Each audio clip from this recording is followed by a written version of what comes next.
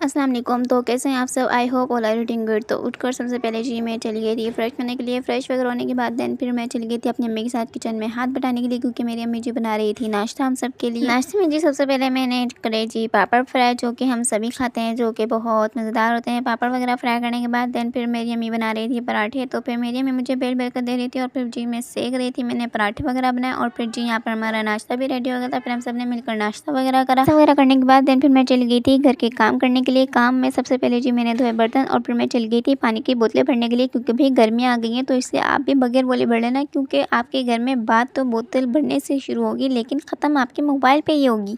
सब काम वगैरह से फारिग होने के बाद फिर मैं चली गई थी ज़ोहर की नमाज़ पढ़ने के लिए। नमाज़ वगैरह पढ़ने के बाद मैं दोबारा से किचन में चली गई थी, क्योंकि मेरी अम्मी ने मुझे कहा था कि ये जो दालें हैं ये सब मिला के रख देना। तो फिर मैंने इनको जी टिप करके रख दिया था और फिर मैं चली गई थी जी चिकन वॉश करने के लिए।